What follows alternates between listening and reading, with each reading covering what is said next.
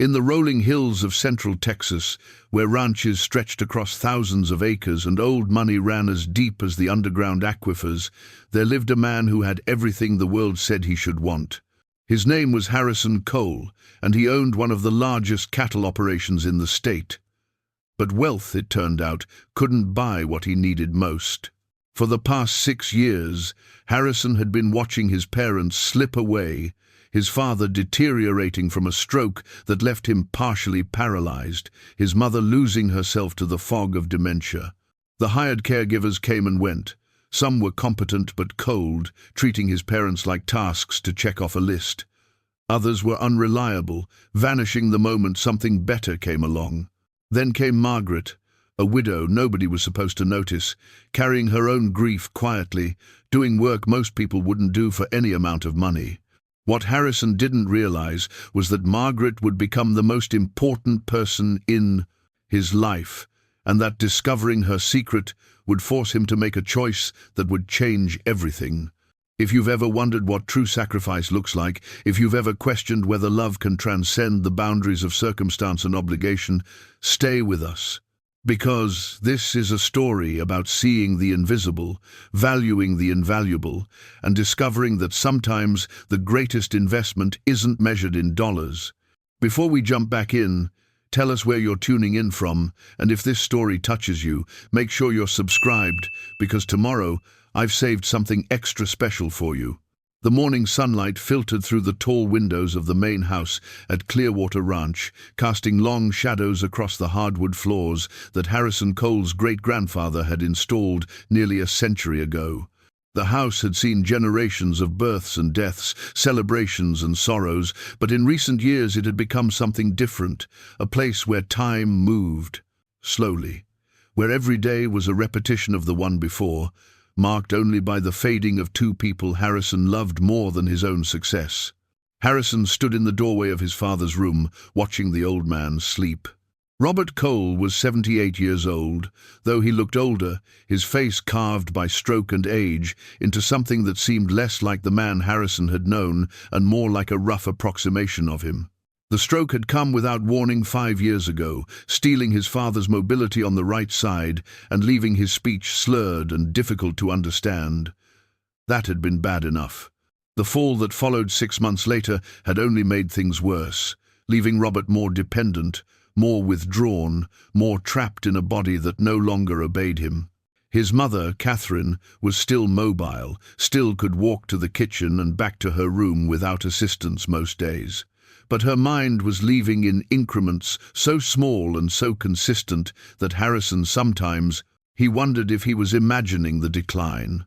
Forgotten words, repeated stories, moments where she looked at her own home as if she didn't quite recognize it. The doctor called it early-stage Alzheimer's, but the diagnosis felt hollow. What mattered was that his mother, intelligent, sharp, the woman who'd raised him with an iron will and a generous heart, was becoming a stranger to herself. The estate manager had suggested gently that Harrison might consider moving his parents to a facility. A nice one, the manager had emphasized, one of the best in the state. Close enough to visit whenever he wanted. The suggestion had been made with the kind of tact usually reserved for firing people, which was what it amounted to, firing his parents from the home they'd lived in for 40 years. Harrison had refused. Instead, he'd hired professional caregivers. The first one lasted 3 months before announcing she'd found work closer to Austin. The second made it 4 weeks before revealing a substance abuse problem that became apparent only after Harrison's mother reported things missing from her jewelry box. The third one was competent but expensive, and she was also deeply cold, treating his parents with the minimum of kindness required to do her job without getting fired. Then came Margaret Hawthorne. She'd arrived on a Monday morning in late September, referred by a local church that maintained a small list of women looking for domestic work. Harrison's assistant had brought her resume, a single page, handwritten, with the kind of careful penmanship that suggested Margaret had spent time on it. There were no references from previous employers, which made sense when Harrison read the explanation. Margaret's husband had died 9 years ago, and she'd spent the subsequent years raising two daughters while working part-time at a grocery store and cleaning houses on the side. What made Harrison actually notice her application was that she'd written at the bottom of the page, in that same careful handwriting, "I understand this work requires patience and compassion. I can offer both.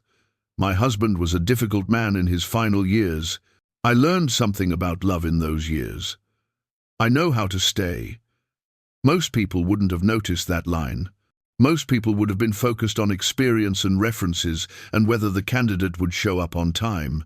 But Harrison had been exhausted from interviewing caregivers who had impressive credentials and impressive deficits in actual human kindness. So he called Margaret and asked her to come for an interview. She'd arrived in an old sedan that had seen better days, wearing clothes that were carefully pressed but worn at the edges, the uniform of someone who took care with what she had but didn't have much to spare. She was a woman in her early 50s, Harrison guessed, with grey streaking through brown hair that she wore in a simple braid. Her face wasn't pretty in any conventional sense, but it had a quality that Harrison couldn't immediately name, a kind of steadiness, perhaps, or groundedness. "Tell me what this job would require," she'd said, sitting in the leather chair across from his desk in the ranch office. Harrison had appreciated that she'd asked, rather than assumed. He'd outlined the responsibilities: preparing meals, handling basic housekeeping, assisting with personal care for his father, monitoring his mother's medications and keeping track of her schedule, being available for emergencies. "And your parents?" Margaret had asked. "How are they with strangers in their home?" "My father doesn't say much anymore," Harrison had said. "Not by choice. The stroke took that from him. My mother is still fairly social, though she has difficulty remembering new people. You might have to introduce yourself multiple times." Margaret had nodded slowly, absorbing this information the way a doctor absorbs symptoms carefully, with full attention. "And you," she'd said, looking directly at him in a way that felt neither forward nor timid, just honest. "What do you need from someone in this position?" It was such a different question from what he'd expected. Most candidates asked about pay and hours and whether they'd have weekends off. Margaret was asking what he needed, and the answer, when he'd articulated it, had surprised him with its honesty. "Someone who sees my parents as people, not as a burden," he'd said. "Someone who will stay even when it gets hard." "I can do that," Margaret had said simply. "When would you like me to start?" She'd started the following Monday. That had been 8 months ago, and in those 8 months, something had shifted in the house at Clearwater Ranch. It wasn't dramatic. There were no sudden recoveries or miraculous improvements. His father was still paralyzed on his right side. His mother still forgot things, still sometimes looked confused in her own home. But the quality of their days had changed in ways that were difficult to quantify but impossible to ignore. Margaret had a way of speaking to his father that acknowledged his frustration without pitying it. When Robert struggled to form words, she'd wait patiently for them, never trying to finish sentences or guess what he meant. If he gave up in frustration, she'd accept that gracefully and move on, returning to it later without fanfare. His father had started sleeping better under her care. His anxiety about meals and medication noticeably decreased, and his mother, Catherine, actually looked forward to the days Margaret worked. The two of them would work together on small projects, sorting through drawers, preparing vegetables for dinner, sometimes just sitting in the garden, while Margaret listened to his mother tell the same stories she'd told the day before, with the same engaged attention, as if hearing them for the first time. Margaret made his mother feel less like she was disappearing and more like she was simply changing. What struck Harrison most was that Margaret never mentioned any of this. She didn't update him about improvements or highlight the little victories that made his parents' days better. She simply showed up, did her work with quiet competence, and treated his parents with a kind of respect that suggested she wasn't aware she was being anything remarkable. It had taken Harrison several months to realize he was watching her constantly. Not in an inappropriate way, he wasn't that kind of man, but in the way you might watch a craftsperson who's very good at their work. There was an efficiency to the way she moved through the house, a knowledge of what needed to be done before anyone asked. She'd come at 7 in the morning and often stayed late without being asked, simply because something needed finishing. Harrison had tried multiple times to tell her to take the extra time and charge for it. Margaret always declined politely, suggesting instead that he contribute her additional hours to the local food bank or church. She was, Harrison was coming to realize, the kind of woman who was almost invisible, not because she wasn't remarkable, but because she didn't demand attention. She did her work well and disappeared into the background of other people's lives, which was exactly how most people preferred their hired help to operate. It was exactly the kind of arrangement that should have been simple and uncomplicated. And it had been until the day Harrison came home early from a meeting in San Antonio and found something that shattered the comfortable invisibility Margaret had maintained. He'd parked his truck in the circular drive, noting that Margaret's old sedan was still there. It was just past 2 in the afternoon, earlier than she usually left. Perhaps one of his parents was having a difficult day. He let himself in quietly, not wanting to disturb anyone who might be resting. The house was silent in the way houses are in the middle of the day, that particular quality of stillness that suggests time has slowed. Harrison moved through the kitchen, no dishes in the sink, everything cleaned and put away, and toward his father's room. The door was slightly ajar. What he saw through that crack of opening changed something in him that he wouldn't understand until later. His father was sitting in the chair by the window, the chair he preferred because it caught the afternoon light. He wasn't doing much, just sitting, looking out at the garden. But Margaret was there beside him, and she was singing. Not loudly, and not with any particular skill. Her voice was soft, a little rough around the edges, the voice of someone who didn't sing professionally but sang anyway. She was singing an old hymn, something Harrison recognized from childhood church services, and his father was crying, not from pain or fear or frustration, but from something deeper. Real tears that ran down the weathered landscape of his face. And Margaret didn't stop singing or make a fuss. About the tears, she simply continued, her hand resting gently on his shoulder, singing as if this was the most natural thing in the world. Harrison pulled back from the doorway, his heart suddenly pounding in his chest in a way he didn't understand. He stood in the hallway, listening to Margaret's soft voice drift through the house, and felt something shift in his perception of this woman who'd become essential to his family's functioning. She wasn't invisible. She'd been invisible to him until this moment, but she wasn't invisible at all. She was simply a woman doing work that most people wouldn't see, wouldn't value, wouldn't even notice. And she was doing it with a level of care and compassion that most people reserved for those they loved, not for strangers who paid them wages. The song ended. Harrison heard her say something too quiet to make out, and his father's response, the slurred words that were his attempt at speech. Then Margaret emerged from the room, closing the door, gently behind her. She startled when she saw him standing there, her hand going to her heart in an involuntary gesture of surprise. "Mr. Cole, I didn't hear you come in. I came home early," he said, aware that his voice sounded strange to his own ears. "That was kind, what you did." Margaret's face had colored slightly, as if being caught in a moment of tenderness embarrassed her. "Your father needed it. Some days are harder than others." That was all she said. No elaboration, no attempt to make herself seem more noble or self-sacrificing. She simply stated a fact and moved on, beginning to gather her things for the day. "Margaret," Harrison said, and he was surprised at how much difficulty he had forming words now, when he'd spent his entire professional life speaking clearly, decisively, with complete confidence. "I don't think I've ever properly thanked you for what you do." She turned, and for a moment there was something in her expression that looked like sadness, as if gratitude was something she both needed and was afraid to receive. "You pay me fairly," she said simply. "That's thanks enough."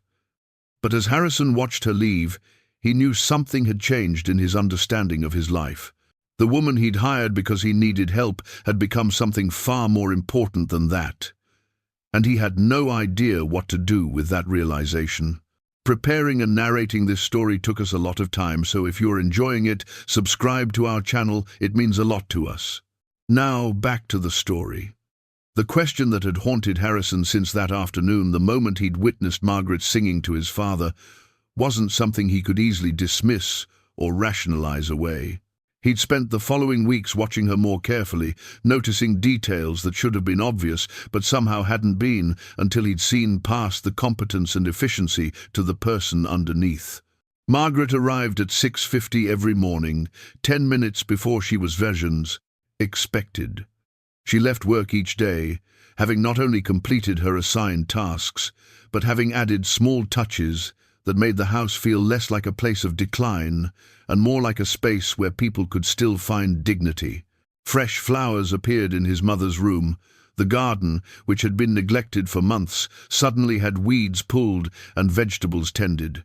The kitchen smelled like home cooking instead of the sterile nothing of a place where someone was simply going through necessary motions, and she asked nothing for any of it. The first time Harrison tried to give her a bonus, she'd refused it so firmly that he didn't push. The second time, she'd accepted it with visible discomfort and mentioned that she'd like to donate it to the local women's shelter.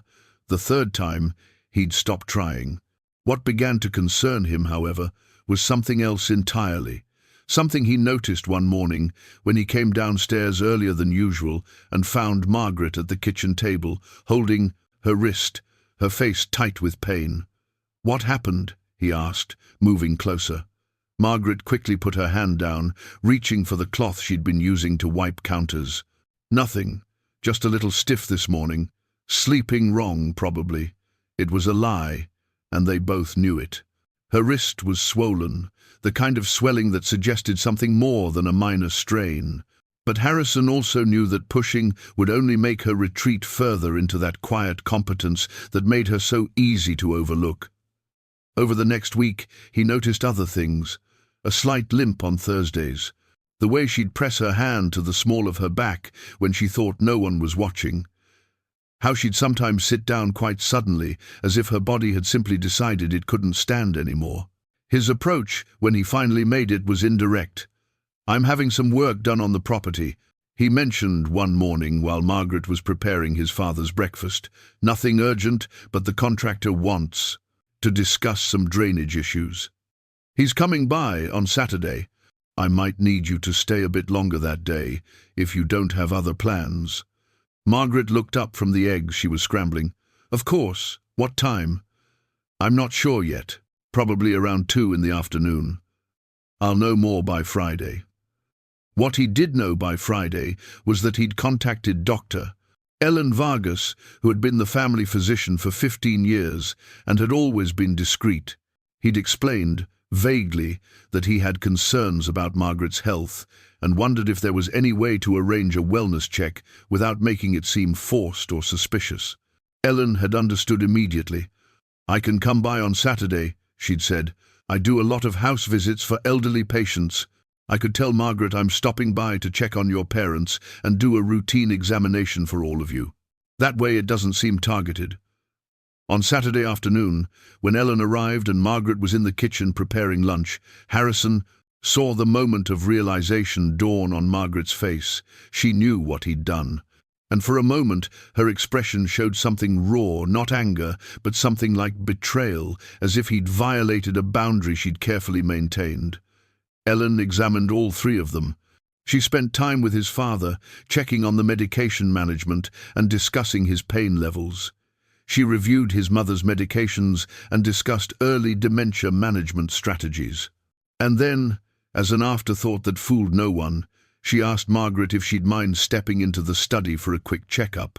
20 minutes later, Ellen emerged alone and found Harrison waiting in the hallway.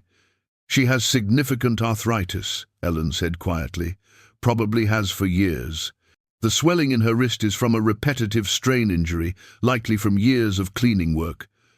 Her back shows signs of chronic injury, old trauma that wasn't properly treated."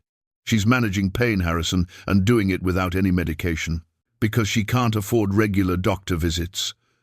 What kind of trauma? He asked, though something in his chest had already tightened, already suspected. She didn't go into detail, and I didn't push. But based on what I observed and what little she did mention, I'd say her past was difficult. That kind of injury pattern, it suggests someone who took hits, either literally or figuratively, and didn't have access to proper medical care to recover.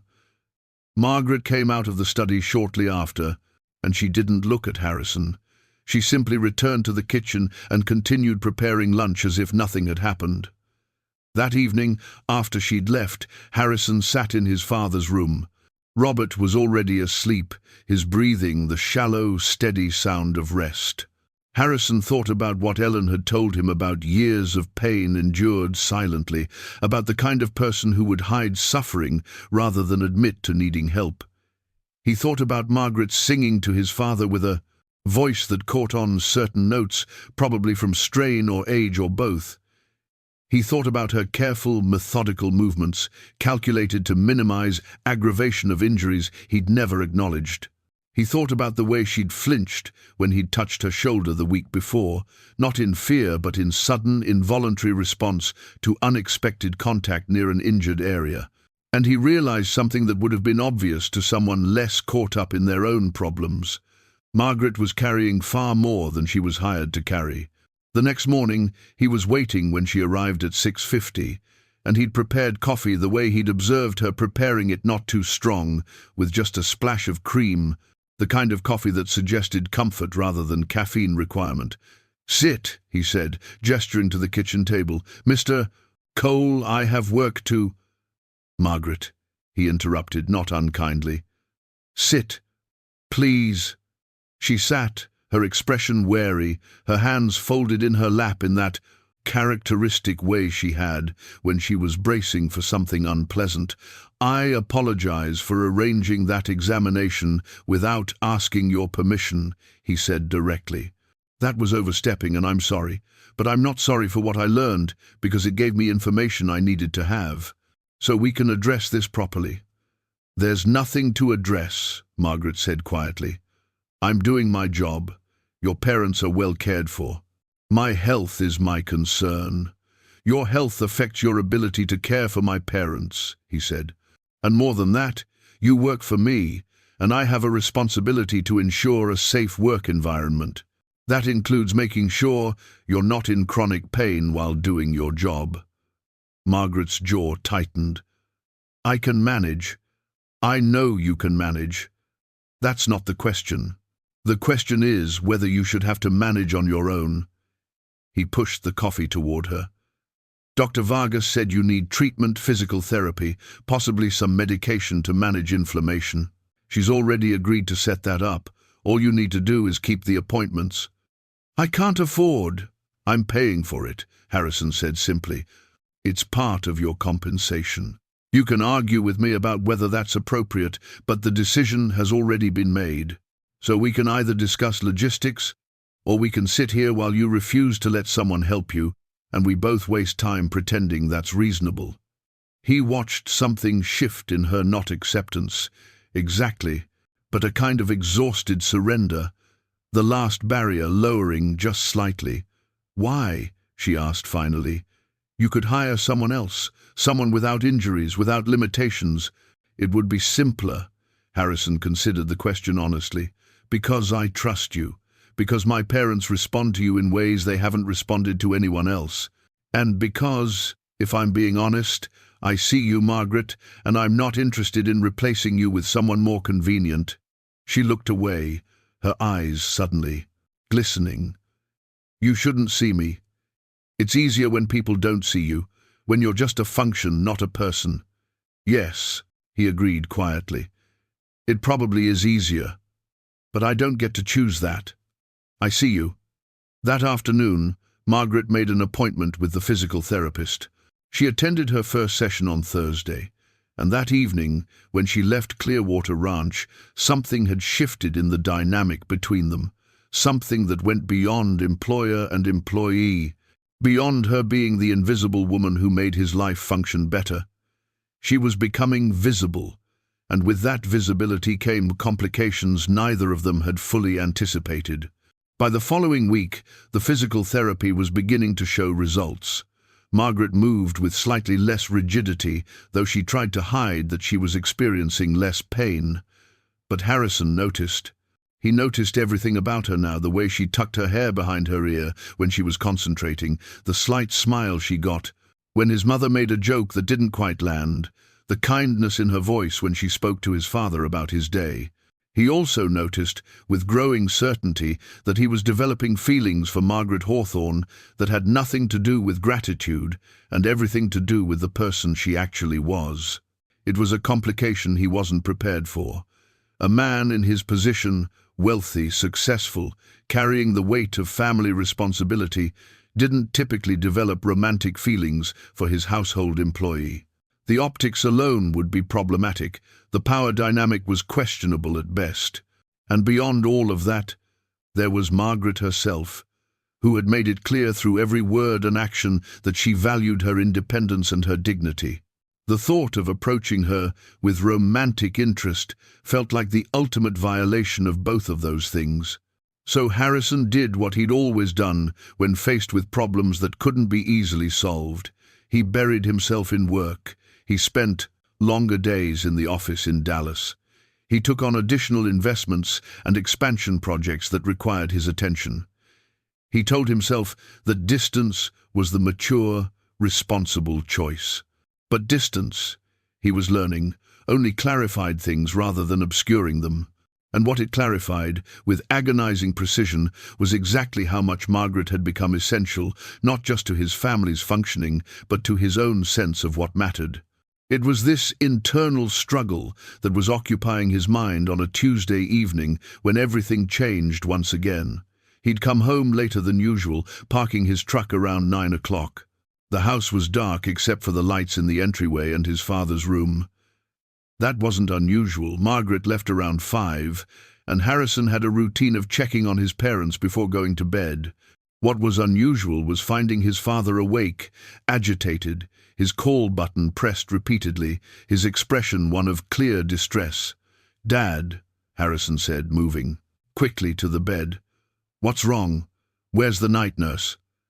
Robert struggled to form words, the stroke making them garbled and difficult. But the meaning was clear. Something had happened. Something had changed. Harrison found the night nurse, a woman named Deborah, who came at 8 in the evening in the kitchen, looking pale and shaken. "Your mother had a fall," Deborah said immediately. "Around 7:30. She was getting ready for bed, and I was in another room for just a moment. When I came back, she was on the floor in her room. I called the ambulance. They're taking her to St. Mary's. I tried to call you, but..." Harrison wasn't listening anymore. He was already moving, already grabbing his keys, already driving toward the hospital with a kind of cold focus that came from crisis. At St. Mary's, he learned that his mother had broken her hip, that she'd been admitted for observation, that they'd need to do surgery, that at her age recovery would be slow and complicated. And, as the doctor was explaining all of this, one thought kept circling through Harrison's mind. He needed to call Margaret. Margaret would need to know. Margaret would want to help. It was that thought, more than anything else, that made him truly understand the depth of what Margaret Hawthorne had become to him. She wasn't an employee anymore. She was the person he turned to in crisis. The waiting room at St. Mary's Hospital smelled like stale coffee, and the particular kind of exhaustion that comes from fluorescent lights and linoleum floors. Harrison had been there for 3 hours when Margaret arrived. He didn't see her come in. He was focused on the surgeon's latest update, something about her mother's hip being more complicated than initially suspected, about osteoporosis and the need for additional imaging, but he felt her presence before he saw her. That strange awareness he'd developed, the ability to sense her in a room the way a compass points north. She was still wearing her work clothes, which meant she'd come directly from somewhere else, and her hair was slightly disheveled, as if she'd been running her hands through it in distress. Her eyes, when they found his, held a question that went far deeper than the surface situation. "How is she?" Margaret asked, sitting down beside him without preamble. "Fractured hip. Surgery tomorrow morning. They're concerned about her age complicating recovery, and there's the dementia to factor in." She was confused and frightened when I saw her, didn't recognize me half the time. Margaret nodded, processing this information with the focused intensity she brought to everything. "And your father? I got a nurse to stay with him tonight. She's set up in his room. He was upset about Catherine, but once I explained she'd be okay, he settled down." They sat in silence for a moment, and Harrison became aware of how natural it was to have Margaret here. How right it felt, as if she belonged in this moment of crisis as much as he did. "You shouldn't be here," he said finally. "It's late. You should have gone home. I got a call from Deborah. She told me what happened, gave me the hospital. I came." Margaret said it as if this was the only logical response to the situation, as if there had never been any question about whether she would show up. "I wanted to make sure you were," she stopped, seeming to reconsider what she was about to say, "that your family was being taken care of." But that's not what she'd been about to say. Harrison was certain of it. The word she'd edited out was "you." She'd wanted to make sure he was okay. "You have tomorrow off," he said. "Doctor's orders from your physical therapy appointment. You should rest." "I'll rest after the surgery," Margaret replied. "Tonight, I'm staying." It wasn't a question or a request for permission. It was a statement of fact, delivered with the same quiet certainty she brought to everything else in her life. And Harrison, who had spent years being used to people doing what he asked, simply because he had the resources to make it worth their while, found himself accepting this boundary she was setting with a kind of relief. They stayed in the hospital through the night. Margaret somehow produced a blanket from somewhere, probably convincing a nurse to find one, and they sat side by side in those uncomfortable waiting room chairs, neither of them sleeping but both of them resting in the strange way people do when they're waiting for something that can't be controlled. Around 3 in the morning, when the hospital had settled into that deepest hour of quiet, Margaret began to talk. "My husband was in a hospital like this," she said, staring straight ahead at nothing in particular. "Not this one, but a hospital, for 6 months before he died." Harrison didn't respond. He'd learned that Margaret needed silence in which to speak, space in which her words could exist without being interrupted or redirected. "He was a difficult man," she continued. "I don't say that to ask for sympathy. It's just a fact. He drank, and when he drank, he became angry. The kind of anger that needed somewhere to go, and I was convenient." Harrison's jaw tightened, but he remained silent. "By the time he got sick, I'd already left him, twice. Both times I came back because I had nowhere else to go, and no money to go there with. The third time, he got sick, and I was his wife, and you don't leave a man when he's dying. Not because anyone makes you, but because somewhere along the way, love and obligation and guilt become so tangled together that you can't separate them anymore." She paused, and in that pause, Harrison understood pieces of Margaret that she'd never explicitly told him. The origins of her injuries, the kind of man her husband must have been, the impossible position that had trapped her for years. "I was his primary caregiver," Margaret said. "For those 6 months, no nurses, no help, just me, the hospital visits, the medications, the physical care when his body started failing. And do you know what I learned?" She finally turned to look at him, and her eyes were steady, clear, without self-pity or bitterness. Just truth. "I learned that love doesn't have to be deserved. Compassion doesn't have to be earned. You can care for someone who hurt you, deeply and repeatedly, and still be a good person. In fact, that might be exactly what makes you a good person." "Margaret," Harrison started, but she held up her hand. "Let me finish. When he died, I thought I was done. I thought I could be done with that kind of pain, that kind of sacrifice. I took care of my daughters, worked the jobs nobody else wanted, stayed quiet and invisible because invisible meant safe. And then your father had his stroke, and your mother started forgetting, and I watched you trying to figure out how to take care of them while still managing everything else, and I saw what you needed. Not money. Not even necessarily competence, though that matters. You needed someone to love them the way they deserved to be loved. She turned away again, looking back at the blank wall in front of them.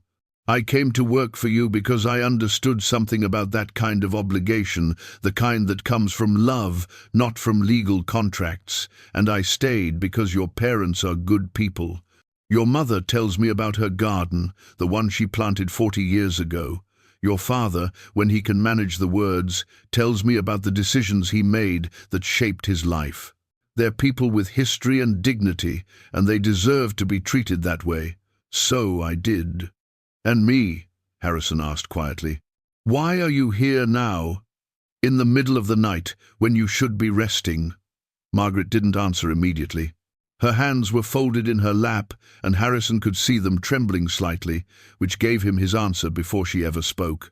Because somewhere between caring for your parents and building a better life through your care, I developed feelings that don't fit neatly into my role as your employee, she said finally.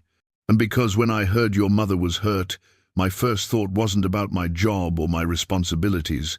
It was about you, and whether you were okay, and whether you needed someone beside you while you waited for news you didn't want to hear.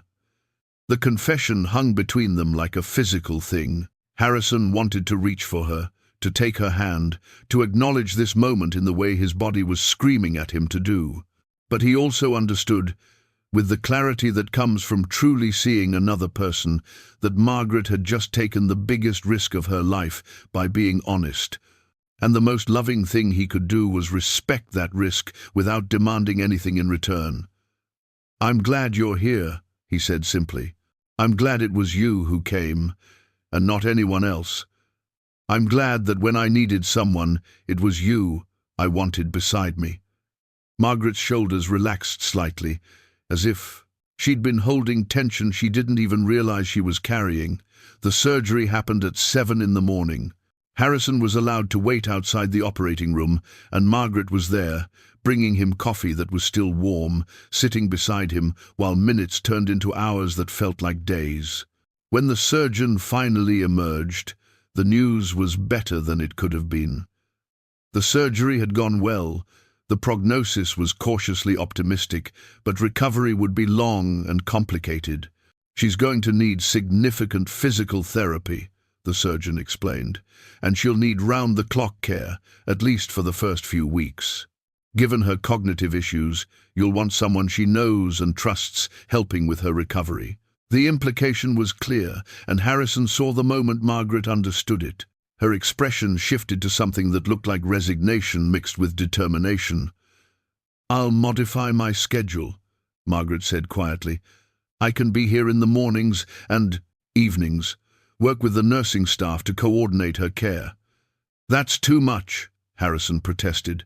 You'd be working doubled hours between your normal position and I know what I'm committing to, Margaret interrupted. And I'm committing to it. Your mother needs continuity. She knows me. She trusts me. That matters more than my schedule being convenient. But as they moved toward his mother's recovery room, Harrison understood that Margaret was committing to something more than just extended working hours. She was choosing to stay deeply embedded in his family's life. She was choosing him, in a way, by choosing not to step back from this moment of need. His mother was groggy when they got to her room, the anesthesia still pulling her in and out of clear consciousness. But when she saw Margaret, something shifted in her expression, a recognition that went deeper than the dementia usually allowed. You came, Catherine said, her voice hoarse from the breathing tube. Of course. I came, Margaret said, taking her hand gently. I'm right here. You're going to be okay, and I'm going to be here while you heal.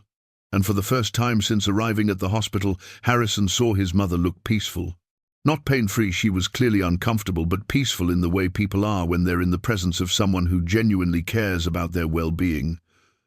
Over the next 2 weeks, As his mother recovered in the hospital and then began her transition to home-based care, Harrison watched Margaret move through this new phase with the same quiet competence she brought to everything else. But there was something different now. She was no longer hiding her care behind professionalism. She was openly, unapologetically present. She spent her mornings helping with his mother's physical therapy exercises. She spent her afternoons managing his father's needs. She spent her evenings supporting his mother's recovery at home, handling the complications that arose, the moments when Catherine forgot where she was or why she couldn't walk properly, the difficult nights when pain kept her awake. And through it all, the unspoken truth between them, the confession made in the hospital waiting room, remained present, acknowledged but not acted upon. Because this wasn't the time, and Margaret had made clear by her actions that she understood that complexity. It was 3 weeks after his mother's surgery when Harrison found Margaret sitting alone in the kitchen on a Sunday afternoon. His parents were resting. The house was quiet for the first time in days.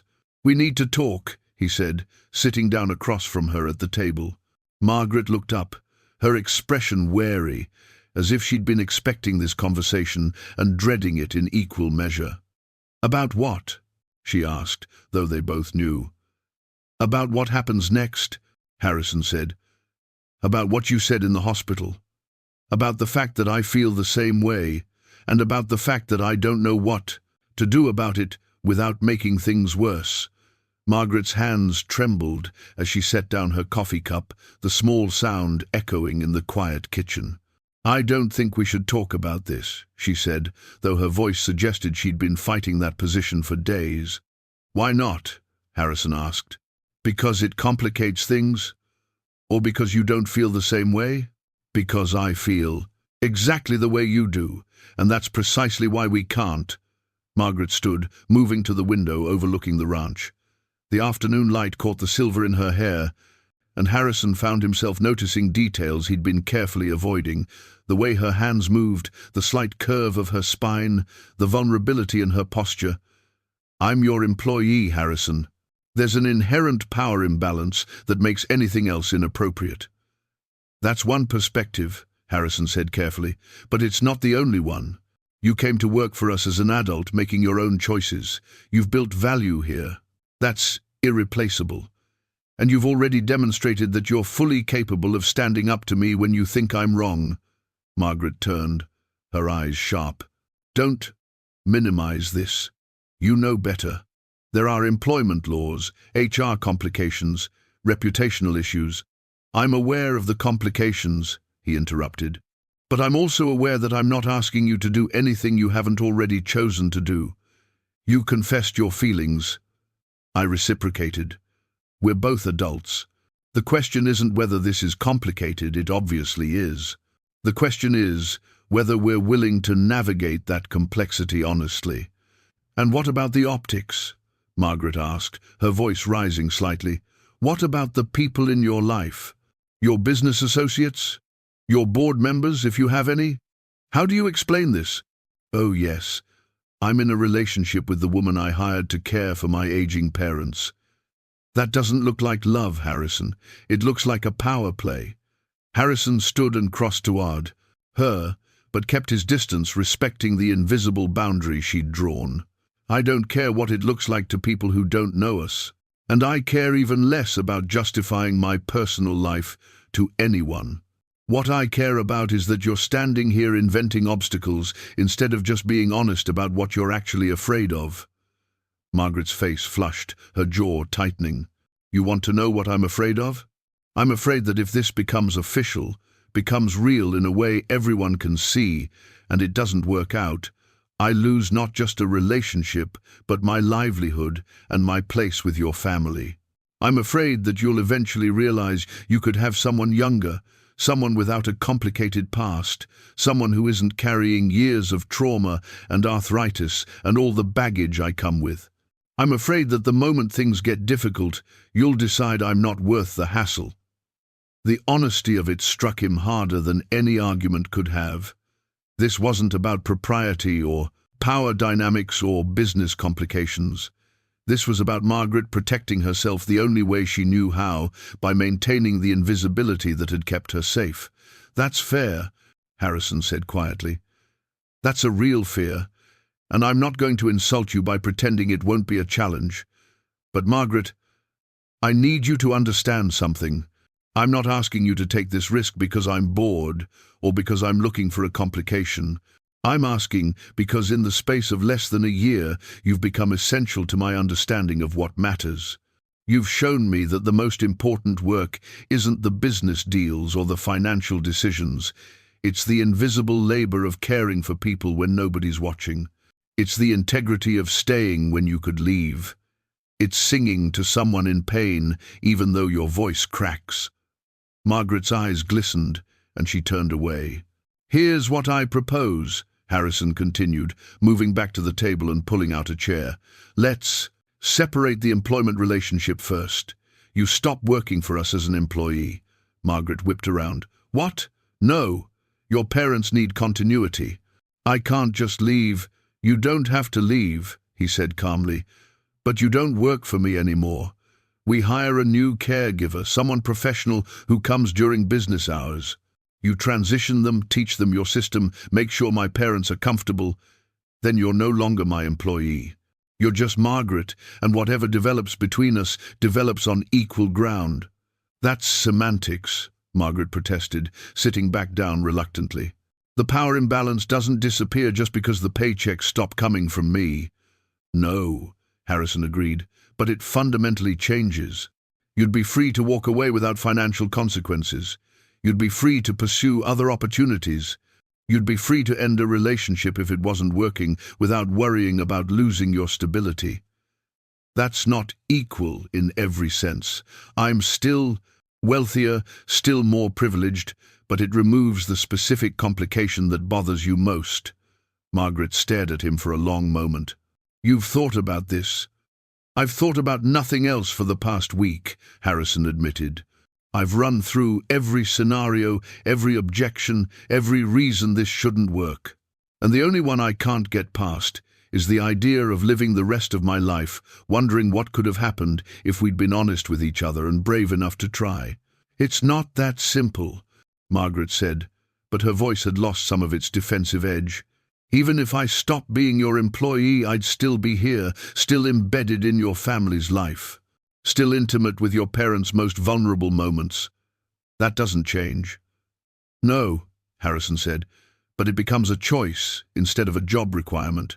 You'd be staying because you wanted to, not because you were paid to.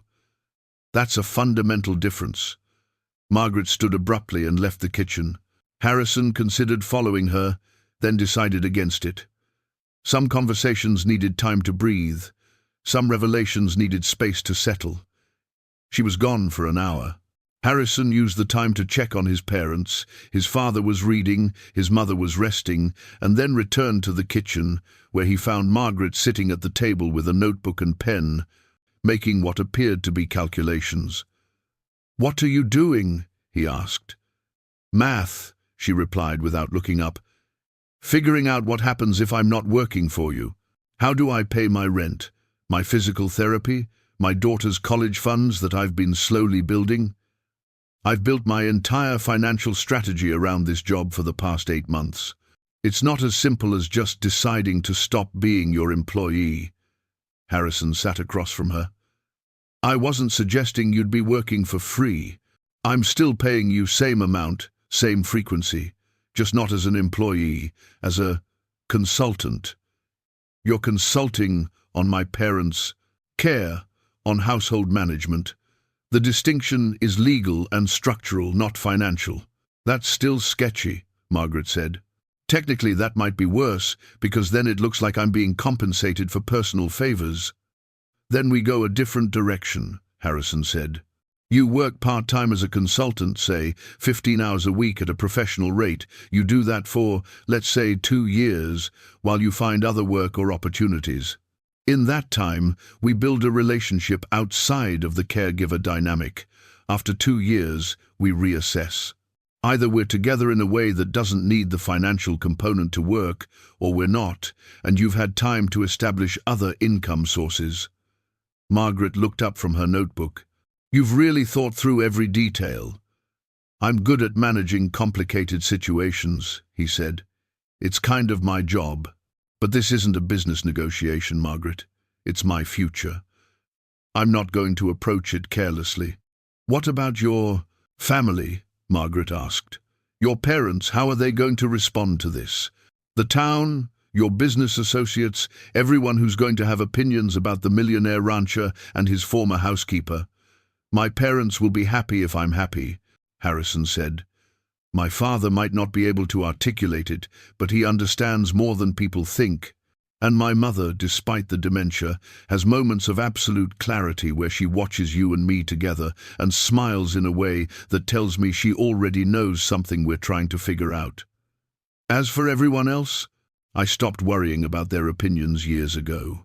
Margaret was quiet for a long time, her pen tapping against the notebook in a rhythm that was almost hypnotic. I need to think, she said finally. This is a lot, and I can't make a decision when I'm emotional.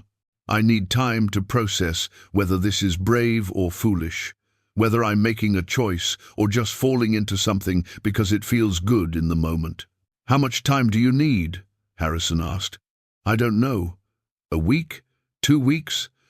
I can't keep working for you while I'm thinking about whether to be in a relationship with you. That's too much cognitive dissonance. Okay, Harrison said. Here's what we do. You take 2 weeks off paid, stay away from the house. Let me transition you with a new daytime caregiver. You rest, you think, you talk to your daughters if you want, and then we have a real conversation about what you've decided.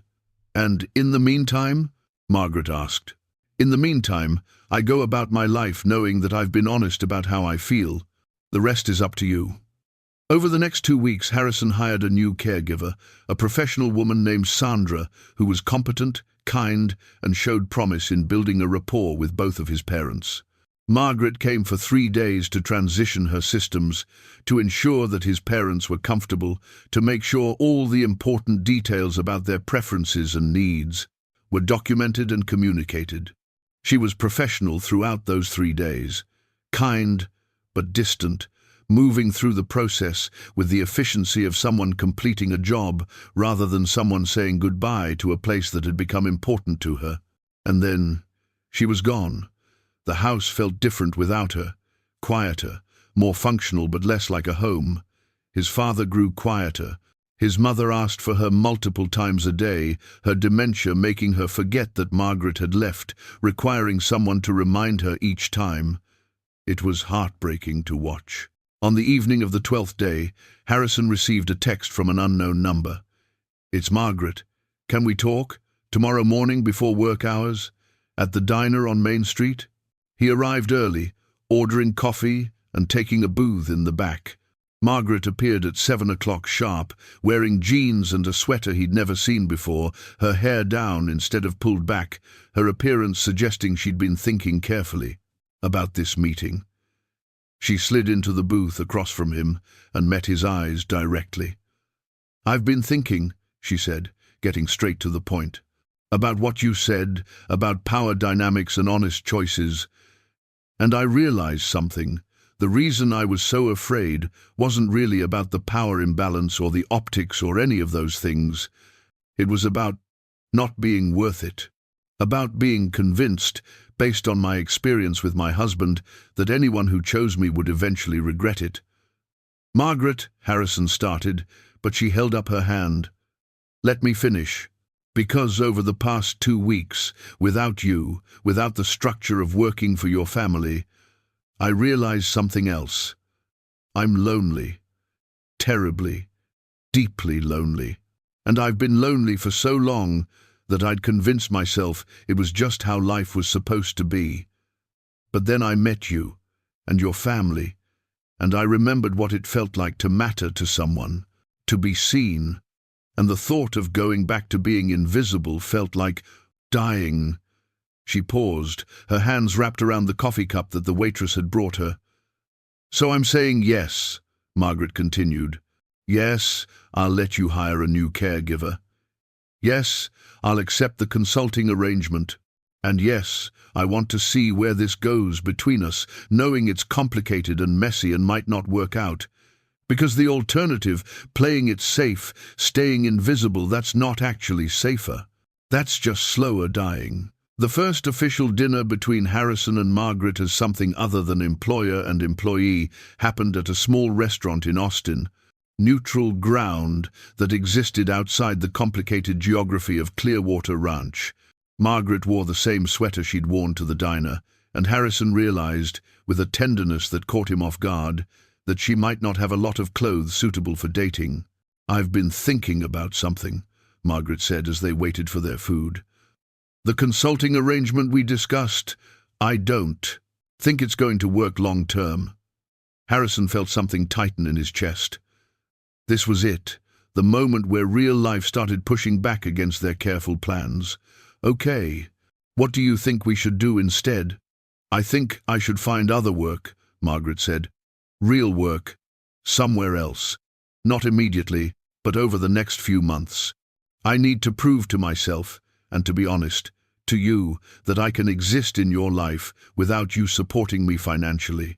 Otherwise, there will always be a part of me wondering if I stayed because I love you or because I'm afraid of being poor again." It was such a distinctly Margaret thing to say, practical, unflinching, concerned with the deeper truth rather than the comfortable surface. "What kind of work?" "I don't know yet. Something that uses what I've learned in the past year. Maybe working with elderly care agencies, helping train caregivers the way I've been trained, or maybe something in non-profit work. I've been thinking about that women's shelter I wanted to donate to. They might need someone who understands what it's like to be trapped by circumstance and afraid to leave." "That sounds like you," Harrison said.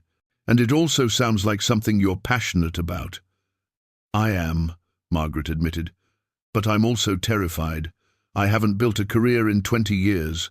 I've just been surviving, taking jobs that paid the bills.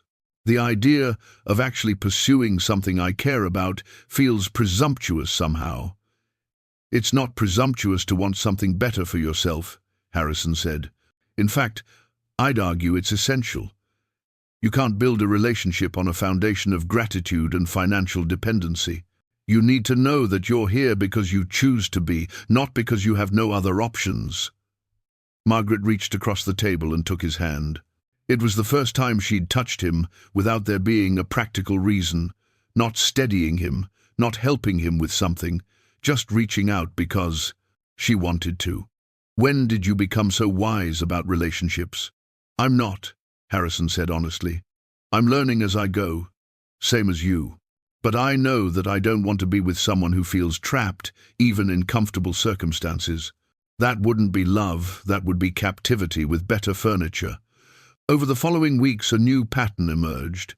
Margaret continued her consulting work with his parents 15 hours a week, teaching Sandra the intricacies of Catherine's medication schedule, working with Robert to help him maintain his physical therapy regimen, maintaining the institutional knowledge that made his parents' lives function smoothly. But she also began exploring other opportunities. She took a certification course in non-profit management. She volunteered at the women's shelter, documenting her experiences, learning the operations, understanding the needs. She rebuilt her wardrobe with items from thrift stores and sales, items that made her feel less like she was borrowing someone else's life and more like she was building her own. She spent time with her daughters, who were both in college now, re-establishing connections that had been strained by years of her managing everyone else's needs. And slowly, carefully, she let Harrison into her life in ways that had nothing to do with his family or his home. They had dinner, they went to movies, they took drives through the hill country on weekends. They held hands in public, and Margaret stopped flinching when people saw them together. They kissed tentatively at first, then with increasing confidence, and Margaret stopped apologizing for her body, or her age, or the ways she was different from what she imagined a millionaire's romantic partner should be. It was during one of these ordinary evenings, about 3 months after that first diner conversation, that Margaret met Harrison's extended family for the first time in a social context rather than a professional one. His cousin Devon was hosting a birthday celebration at his ranch, and Harrison had asked Margaret to be his date. She'd spent the afternoon in a state of controlled panic, trying on different outfits, asking his opinion on which shoes, worrying about whether she'd know what to say to people she'd only ever encountered through employment interactions. "They're going to judge me," she'd said, standing in front of his closet mirror. "Probably," Harrison had agreed, and when she'd shot him a look, he'd clarified, "But not in the way you're thinking. They're going to wonder how someone like me ended up with someone so far out of their league, and they'll adjust their opinions accordingly." "I'm not out of anyone's league," Margaret had protested. "From where I'm standing, you absolutely are. You're intelligent, you're kind, you're brave. You carry your history without being destroyed by it. You made the choice to stay with my parents when you had every opportunity to leave. You're choosing to build something with me despite knowing exactly how complicated I am. Yes, Margaret, you're out of their league." The birthday party was held on a sprawling property with manicured gardens and catered food, and people who introduced themselves with references to their companies or their accomplishments. Margaret navigated it with quiet grace, asking people questions about themselves, genuinely listening to their answers, complimenting Devon's wife on her taste in wine without pretending to be more knowledgeable than she was. By the end of the evening, she'd become the center of a small conversation with Devon's mother, Harrison's aunt, and 3 other women, all of whom were asking her advice about finding good caregivers and laughing at her honest assessments of the industry. When Harrison found her, she was glowing in a way he'd never seen before, the kind of confidence that comes from being valued for who you actually are rather than what you do. But not everything was easy. There was the matter of his parents' adjustment. His father, in particular, struggled with the new dynamic. Sandra was competent enough, but she wasn't Margaret, and Robert's frustration at the change manifested in increased behavioral difficulties. He refused his medications occasionally. He became irritable during physical therapy.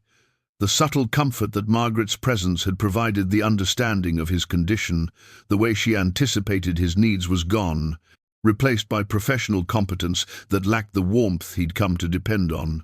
One evening, Margaret found Harrison sitting in his father's room after Robert had fallen asleep, his head in his hands. "He's struggling," Margaret said quietly, sitting beside him. "I know. And I know it's because of me, because I changed the dynamic by taking you away from being his caregiver." "You didn't take me away," Margaret said carefully. "I made a choice to stop being his employee so I could be more fully present as your partner. He's struggling because he's an aging man who's lost mobility and independence, and he'd grown attached to someone who made that loss easier to bear. That's not your fault, and it's not mine. It's just grief, and it's valid."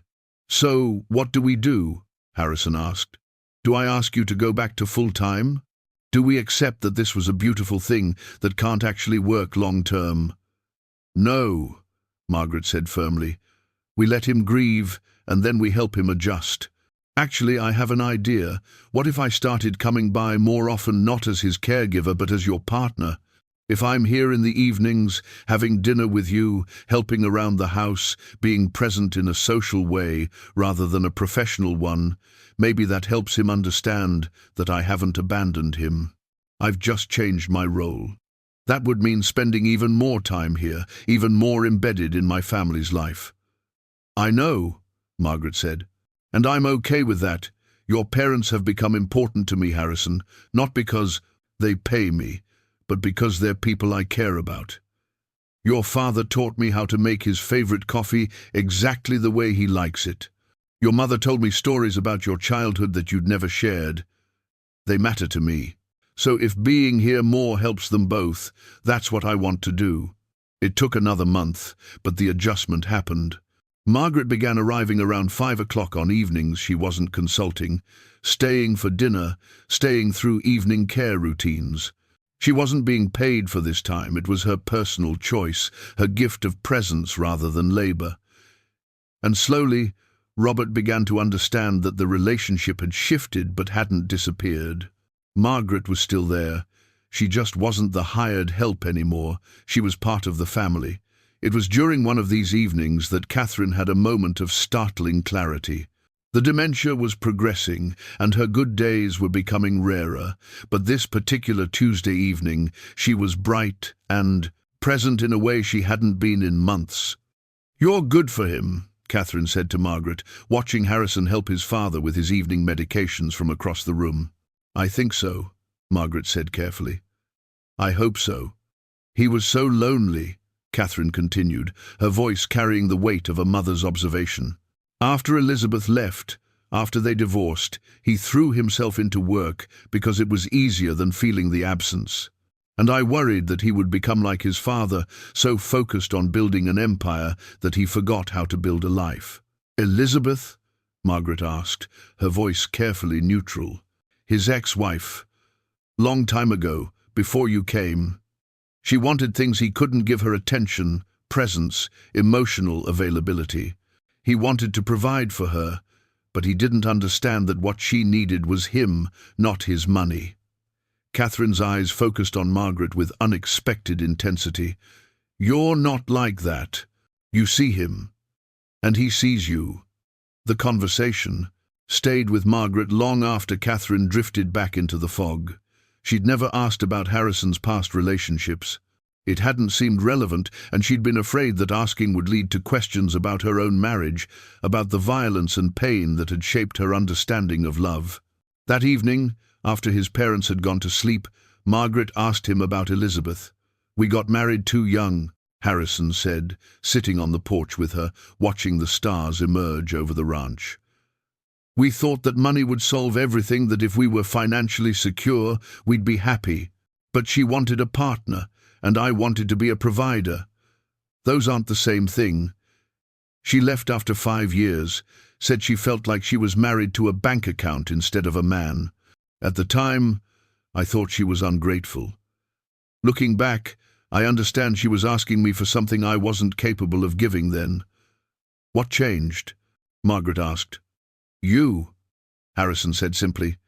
"Meeting you taught me that the most valuable thing I have isn't money or property or business success. It's the ability to be present with people I care about. It's the choice to show up, not just financially but emotionally. Elizabeth was right to leave, but I'm grateful she did, because I wouldn't be here, on this porch, with you, if she hadn't forced me to reckon with who I was and who I wanted to be."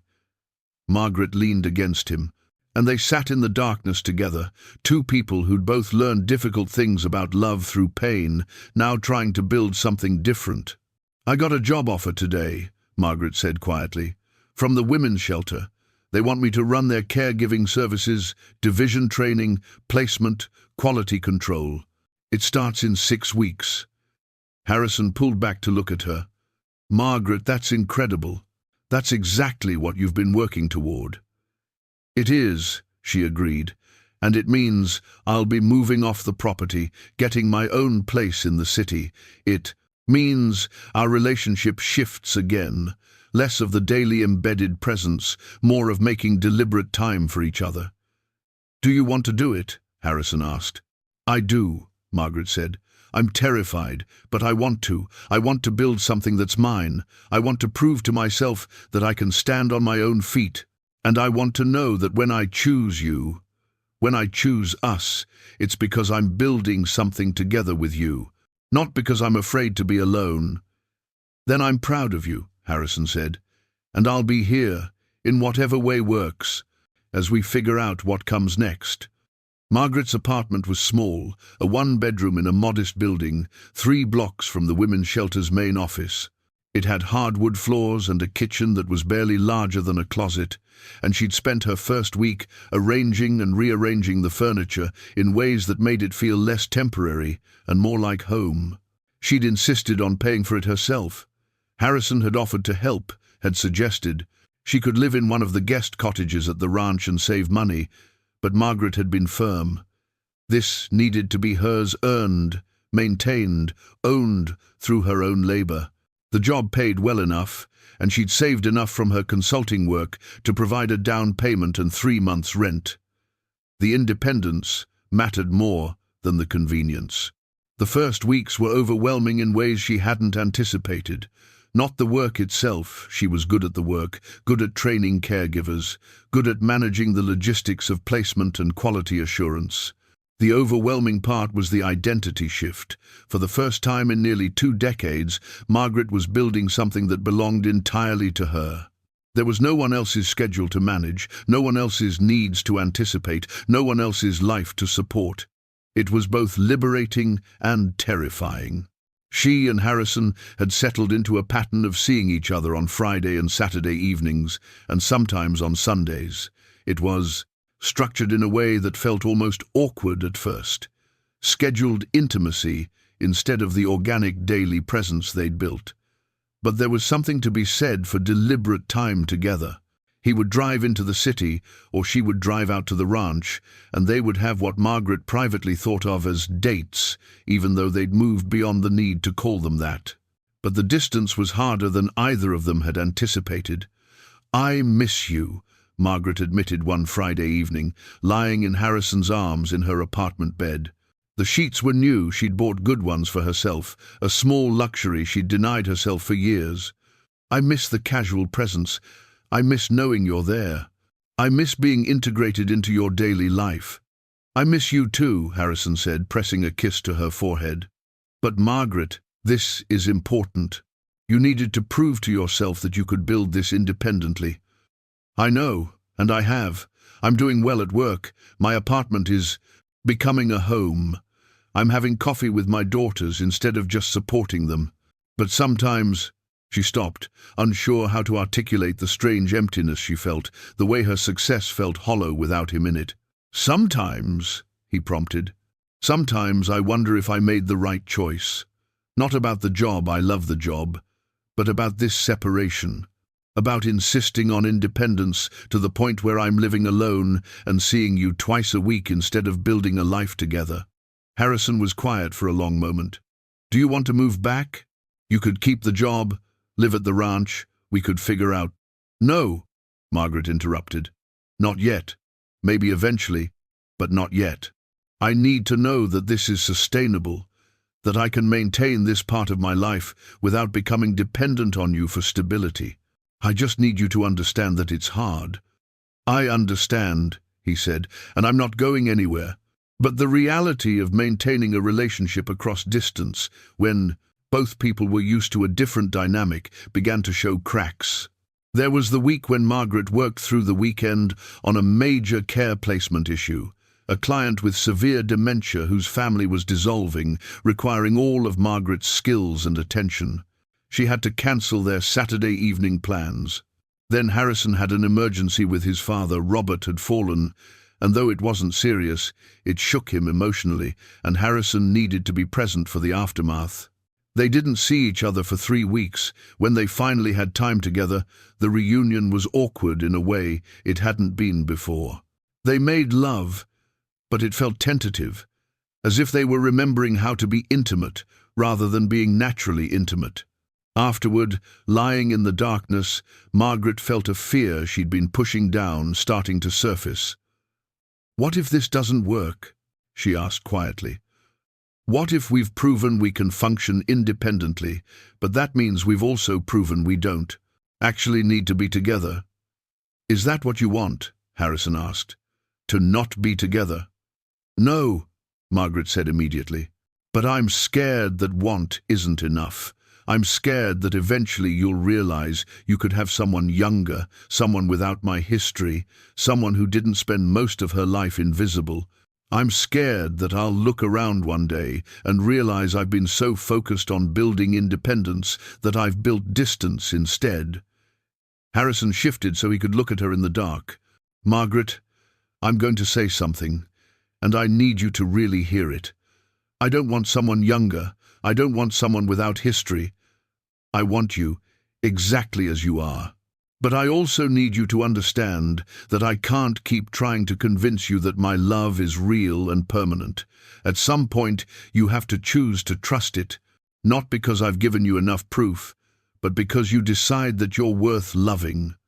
The words hit harder than he probably intended, because Margaret realized, in that moment, that her fear wasn't about Harrison at all. It was about herself, about a woman who'd spent so many years being told, through violence and neglect and invisibility, that she wasn't valuable, that she didn't deserve to be chosen, that if someone chose her, it must be because they didn't have better options. "I'm going to ask you something," Margaret said, her voice small, "and I need you to answer honestly. Okay, if I was broke, if I lost my job tomorrow and had to start over, if the only thing I had to offer was myself, would you still want to be with me?" Harrison didn't hesitate. "Yes, absolutely yes, but that's not a hypothetical for me anymore. I've already made that choice. I choose you, regardless of your circumstances, regardless of whether you're financially independent or dependent on me.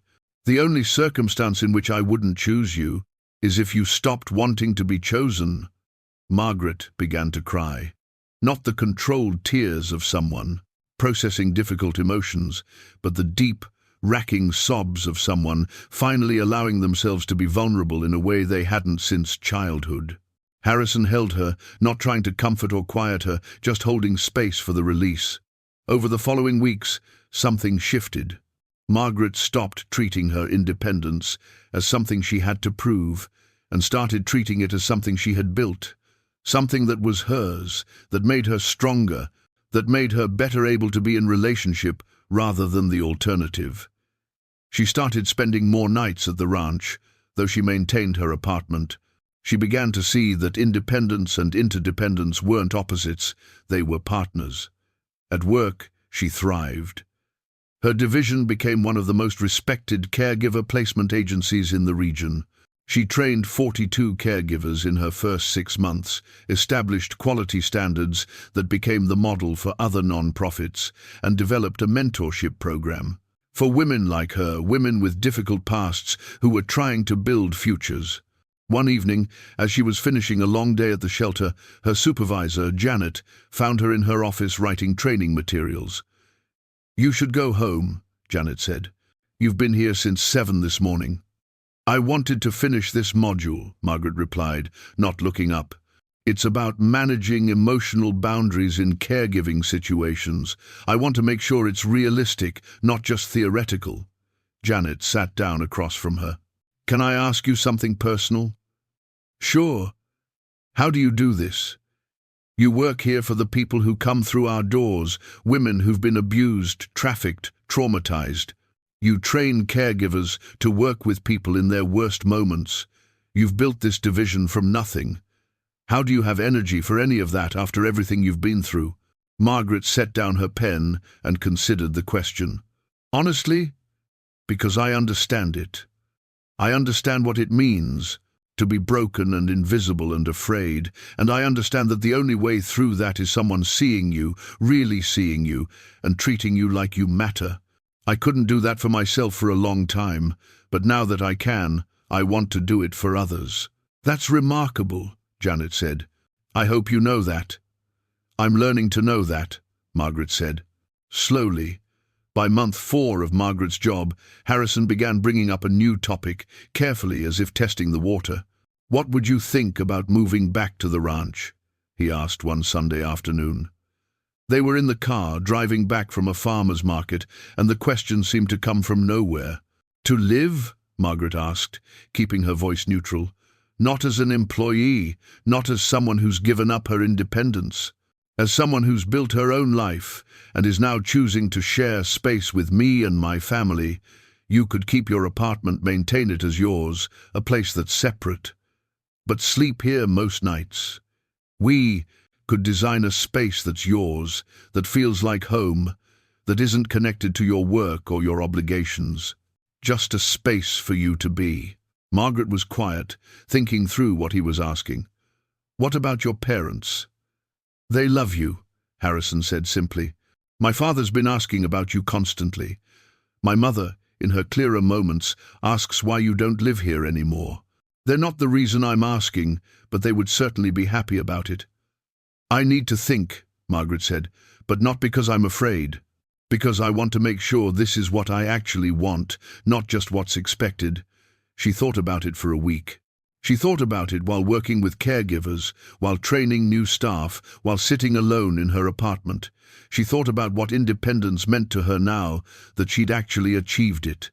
She realized that it wasn't about living alone or maintaining separation from Harrison. It was about knowing she could, about having choices, about being valued for her own merit rather than her utility. And with that understanding came clarity. "I want to move back," she told Harrison the following Friday. "Not because I'm giving up anything, but because I want to. I want to build a life with you that includes your family and my career and all the messy, complicated pieces. I want to plant a garden with your mother. I want to help your father with his exercises. I want to come home to you after a hard day. I want all of it." "Even knowing it will be complicated?" Harrison asked. "Especially knowing that," Margaret said, "because complicated is honest.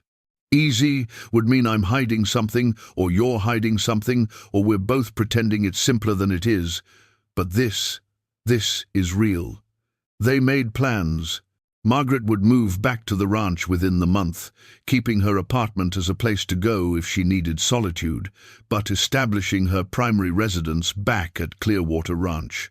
They would convert one of the guest cottages into an office space for her to work from when she needed focus. They would introduce a new caregiving structure that included both professional care from Sandra and Margaret's ongoing voluntary involvement with his parents. As Margaret packed up her apartment, carefully folding the life she'd built, she felt something she hadn't felt in a long time: peace. Not the resignation of someone settling, but the genuine peace of someone who'd fought for independence, proven it was possible, and then chosen to share her independence with someone worthy of it. On her last night in the apartment, she called her daughters and told them about the move. Both of them, now confident young women in college, were supportive in ways that surprised her. "You deserve to be happy, Mom," her oldest said. "And if he makes you happy, and you make him happy, then that's what matters." The simplicity of it, the way her daughters understood something that had taken her decades to learn, gave her hope. They were building different kinds of lives than she had. They wouldn't have to spend years learning their own worth. They had mothers who'd shown them what that looked like. Margaret had been back at Clearwater Ranch for 3 months when she realized that returning to the ranch didn't mean returning to her old role. Instead, it meant navigating a completely different landscape, one where she was simultaneously partner, professional, family member, and caregiver, with no clear boundaries between those identities. It started with small things. She'd work in the ranch office, handling her shelter's administrative duties via computer and conference calls, only to be interrupted by Sandra saying that Catherine was having a difficult morning and asking if Margaret could come help. She'd be making dinner for herself and Harrison when his father's call button would light up, and one of them would have to pause the moment. She'd be laughing about something that happened at work when she'd catch Robert watching her with an expression that suggested he needed something but couldn't articulate it. The cottage office that Harrison had designed for her remained largely unused. Instead, Margaret found herself working from the kitchen table at the main house, integrated into the daily rhythm of his parents' care in ways that felt both natural and unsustainable. "This isn't working," she said one evening, after a day where she'd been interrupted 17 times during an important training video call. "What isn't?" Harrison asked, looking up from the mail he'd been sorting. "This arrangement. I came back here to build a life with you, but I'm building something that looks suspiciously like what I had before. Work interrupted by caregiving. Caregiving interrupted by work.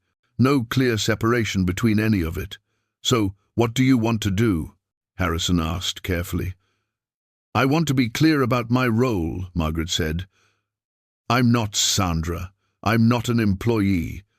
But I also can't be fully present as a partner when I'm constantly being needed in a caregiver capacity. We need to set boundaries." It was a conversation that should have been simple but turned out to be complicated. Harrison's first instinct was to hire more professional support, to take the burden off Margaret entirely.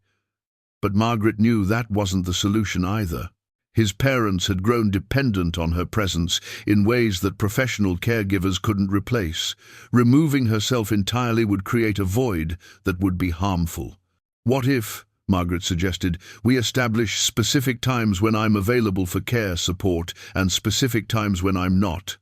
Sandra works 9 to 5. After that, it's my choice whether to engage in caregiving activities. On my scheduled work days, Tuesday and Wednesday, I work remotely with explicit boundaries. No interruptions except emergencies." "How do we define emergency?" Harrison asked. "We work with your father to establish it," Margaret said. "Not because he's unreasonable, but because he needs clear expectations too. And we have an honest conversation with your mother about her needs and how we can meet them without it falling entirely on me." The conversation with his parents was awkward, tender, and ultimately clarifying. His father, when Harrison explained what Margaret needed, simply nodded. His mother, in one of her clearer moments, took Margaret's hand and said, "I've watched you disappear again. I don't want that for you." The new structure worked better. Margaret maintained her boundaries while remaining present. The gift of her time became exactly that, a gift rather than an obligation. She'd spend an evening helping his mother with her physical therapy because she wanted to, not because she was scheduled to. She'd make extra meals for his father because she enjoyed the cooking, not because it was her responsibility.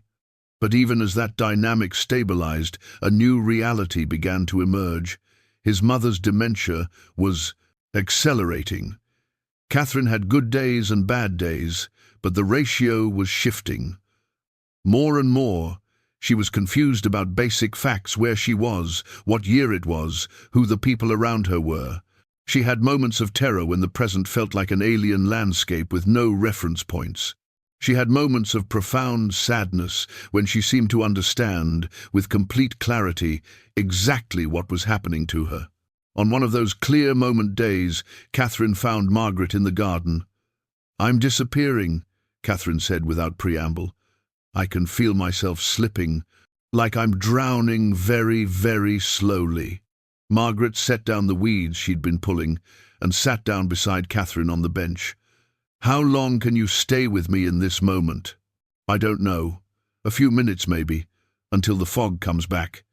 Then let's stay here," Margaret said. "Let's be present together."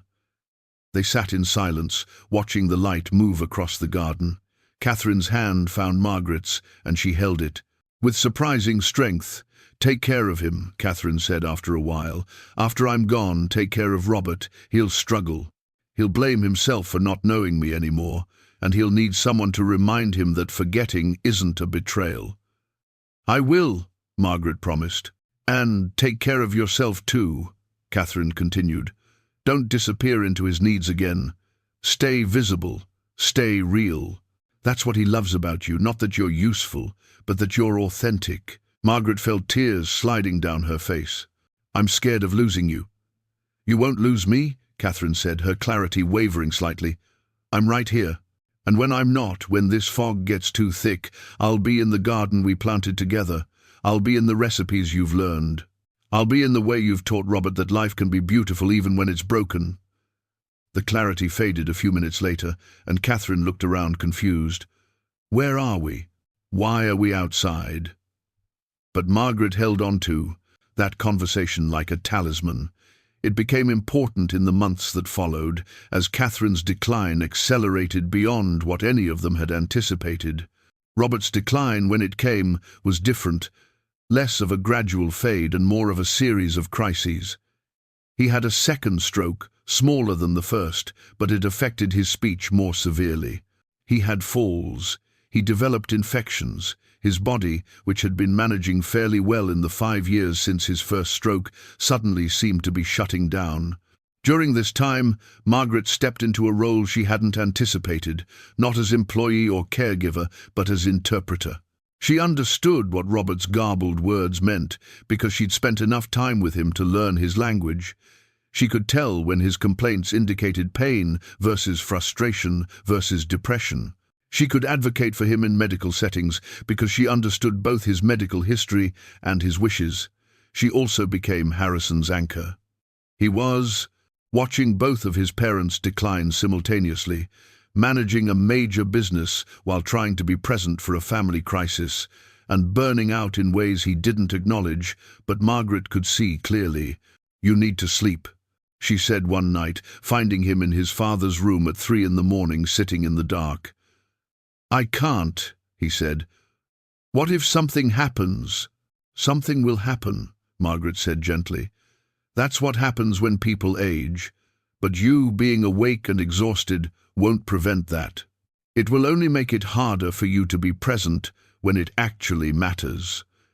She convinced him to establish a rotation. He would sleep from midnight to 6. She would monitor his parents during those hours. Then she would get her sleep while he was awake. It wasn't perfect, but it created some sustainable rhythm in an unsustainable situation. One morning, as Margaret was leaving his father's room after helping him with his morning routine, Harrison stopped her in the hallway. "I couldn't do this without you," he said simply. "Yes, you could," Margaret replied. "You'd hire more help. You'd manage. But I'm glad I'm here to share it." "Margaret," he stopped, seeming to gather courage. "I want to marry you." The statement hung between them, unexpected and overwhelming. "I know this isn't the romantic proposal you probably imagined," he continued.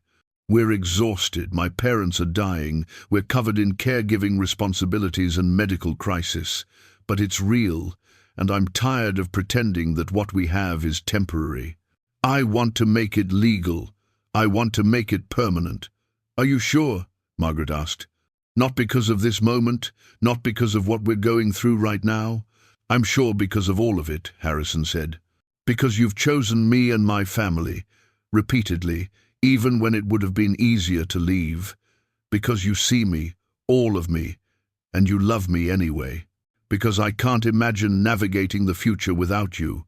Margaret pulled him close, and they held each other in the hallway of the house where so much had shifted, where she'd moved from invisible to essential, where she'd learned that love wasn't about being needed, it was about being chosen. "Yes," she said, "I'll marry you." They didn't plan a traditional wedding. They didn't have time for that, and Margaret realized she didn't want it anyway. What she wanted was simplicity, honesty, and the presence of the people who mattered. 3 weeks later, they stood in the hospital room where Robert had been admitted after a fall that broke his hip. The same hospital where Catherine had been admitted months earlier, though Catherine was now in a long-term care facility where her increasing dementia could be managed by specialized staff. Pastor David, who had known the Cole family for 15 years, performed the ceremony. Harrison's assistant was there as a witness. Margaret's daughters flew in, tears streaming down their faces as they watched their mother marry a man who'd changed her destiny. Robert, lucid despite his pain and medications, nodded his approval from the hospital bed. His hand, when Margaret bent down to show him her ring, squeezed hers with what remaining strength he had. "Good," he managed to say through his garbled speech. "Good choice." After the ceremony, after the small reception that Margaret's daughters organized in the hospital's family room, after everyone had left, Margaret and Harrison sat in his father's room. "We're married," Harrison said, as if testing the reality of it. "We're married," Margaret confirmed. "And tomorrow we're going to be very tired and probably emotional, and your father is going to be struggling with pain, and I'm going to need to call the facility to check on your mother. And we're going to do all of it as a team, instead of two people trying to navigate the same crisis separately." "Is that romantic?" Harrison asked, a slight smile on his face. "It's the most romantic thing I know," Margaret said. "It's real, it's honest, it's us." Over the next year, Margaret would look back on this period, this time of her life that was simultaneously the hardest and the most meaningful, and understand that it had been the crucible that forged their marriage. They didn't have the luxury of falling in love in isolation. They had to build their relationship in the midst of decline, loss, and responsibility, which meant that when they chose to stay, they were choosing with their eyes open, with full knowledge of what was being asked of them. Robert died on a Tuesday evening in late autumn, with Harrison holding one hand and Margaret holding the other. He went quietly, peacefully, like someone who'd finally put down a burden he'd been carrying too long. Catherine, in her facility, seemed to understand somehow. She became calmer in the days after, less agitated, as if some part of her, some part that existed beyond the dementia, knew that her husband of 56 years had finally found rest. At Robert's funeral, Margaret stood beside Harrison, wearing the dark dress she'd had to buy because she didn't own one suitable for funerals. She watched people from the community come to pay respects, watched them acknowledge Harrison with the gravity of someone who'd lost a parent. But then their eyes would drift to Margaret, and she'd see the question there. Who is this woman? What is her role? And she realized it didn't matter what they thought. She knew who she was. She was Margaret Cole, a woman who'd learned to be visible after years of invisibility. She was Harrison's wife, chosen in crisis because they'd both chosen to be brave. She was the woman who'd sung to a stranger's father and stayed when she could have left. She was exactly where she was supposed to be. The grief that followed Robert's death was different than Margaret had expected. She'd anticipated the sadness, the loss, the reality of someone important no longer being present. What she hadn't anticipated was the strange sense of purpose that would accompany it, the understanding that his death had cleared space for something new to emerge. Harrison, in the weeks after the funeral, seemed suspended between mourning and relief. His father's suffering was over, and while that was a mercy, it also meant that one of the last threads connecting him to his past had been severed. Margaret watched him move through the house with an expression that suggested he was seeing it differently now. Not as a place he was tethered to by obligation, but as a space he could reshape according to his own vision. Catherine remained in the long-term care facility, increasingly disconnected from reality, her dementia now advanced enough that she rarely recognized visitors. But she was comfortable, pain-free, and cared for by a dedicated staff who understood her needs. Margaret visited twice a week, though she was uncertain how much Catherine registered her presence. Still, she sat with her, mother-in-law, held her hand, and spoke to her about the day, the weather, the small things that might penetrate the fog. On one of these visits, Catherine suddenly focused on Margaret with a clarity that hadn't appeared in months. "Margaret," she said, her voice stronger than usual. "You stayed." "I stayed," Margaret confirmed, leaning closer. "Good girl. Good girl. Robert knows you stayed. He's proud." Catherine's hand squeezed Margaret's with surprising strength. "Don't disappear now. Promise me." "I promise," Margaret said. Catherine's focus began to fade again, but before it disappeared entirely, she smiled a real smile, the kind that had nothing to do with dementia and everything to do with a mother's satisfaction that her son had found someone worthy of him. 3 weeks after that visit, Catherine passed away quietly in her sleep.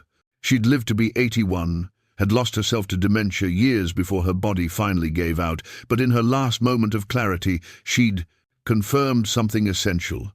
She knew Margaret belonged with Harrison. She approved. She could rest. The second funeral happened with less fanfare than the first. Catherine had fewer people in her immediate circle. Her dementia had isolated her even before her body failed, but the people who came seemed to understand that they were honoring not just the woman she'd been, but the wife and mother she'd remained, even in the fog. After the service, as Harrison and Margaret sat in the attorney's office going through Robert and Catherine's estate, Margaret began to understand the full scope of what she'd married into. The ranch alone was worth several $1 million. There were investment properties, a portfolio that had been carefully managed for decades, and a house that had been paid off long ago. The will was straightforward. Everything went to Harrison, with a specific provision that the house and the immediate 50 acres of the property be maintained as a family home, not sold, for development or converted into something other than what it had always been. There was also a personal letter from Robert to Harrison, written years before his stroke, before his decline became obvious. The attorney handed it to Harrison with the solemnity that old documents deserve. Harrison opened it, read silently, and his eyes filled with tears. "What does it say?" Margaret asked gently. "He says that he's proud of me," Harrison said, his voice breaking slightly. "That he always knew I was capable of great things, but he worried I'd get so focused on building an empire that I'd forget to build a life.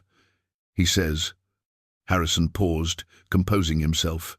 "He says that he's grateful I finally found someone who reminds me what matters. He says this house, this land, these things, they're just things. The only thing that lasts is the love we give and the love we receive, and he's grateful I have Margaret to help me understand that." Margaret found herself crying too, crying for a man she hadn't known well, but who had seen her clearly enough to understand why she mattered to his son. Over the following months, as Harrison and Margaret settled into their new reality as the primary inhabitants of Clearwater Ranch, something unexpected happened. The place began to transform not in structure, but in purpose. Harrison had always been someone who used his wealth to build things. Before, that had meant businesses and investments and financial empires. But now, with the immediate pressure of caregiving gone, and with Margaret's influence firmly established in his life, he began to think differently about what he wanted to build. "I've been thinking," he said one evening sitting on the porch they'd come to love, "about what we could do with this place, what kind of legacy we could build." "What kind of legacy?" Margaret asked. "Your work at the shelter, it's important," Harrison said. "But there's a gap between the work of saving people and the work of helping them rebuild. Women come through the shelter, they get basic support, they transition to housing, and then what? They need jobs, but they don't have references. They need skills, but they don't have credentials. They need stability, but they don't have the knowledge to build it." "Yes," Margaret agreed. "I've been thinking about that too. We have a few success stories, but most women cycle through crisis and temporary stability repeatedly. It's exhausting." "What if we built something here?" Harrison said. "A live-in transitional program. Women stay for 6 months, a year, whatever they need. They get job training, life skills, counseling, childcare support. We could partner with local businesses who need employees. We could build a real pathway from crisis to independence." Margaret sat up, her mind already working through the logistics. It would need to be separate from the house, secure, private, but integrated enough that there's accountability and safety, and it would need to be staffed by people who understand trauma, who have their own healing stories. "Like you," Harrison said. "Like me," Margaret agreed. "Like the 42 caregivers I've trained, like the hundreds of women who've walked through the shelter doors and chose to survive anyway." They spent the next month developing a vision, then the next quarter working with architects and non-profit consultants and local government officials to make that vision real. They called it the Clearwater Foundation, named for the creek that had run through the property for generations, and positioned it as a women's transitional living and job training program focused on survivors of domestic violence and abuse. Harrison committed his time and his considerable resources. Margaret brought her expertise and her credibility with women in crisis. Together, they created something that felt like a natural extension of their love story. Two people who'd found each other in the midst of difficulty, now opening their home and their resources to others facing similar struggles. The first cohort of women arrived on a Tuesday morning in late spring. 12 women, ranging from 19 to 54, each with a story of survival that had brought her to this moment. Margaret stood in the common room of the renovated guest cottages, watching these women take in their new surroundings, and remembered vividly what it felt like to be invisible, to be afraid, to believe that your circumstances were permanent. "Welcome," she said, addressing them as a group. "I'm Margaret Cole, and I'm the director of programming here. Most of you know that I was in your position once. I was a widow with 2 children and a husband who'd taught me that I wasn't worth much. I worked myself nearly to death, doing work nobody saw or valued. I was invisible, and I'd convinced myself that was just the way life was supposed to be. She paused, letting them absorb this. Some of them were crying already.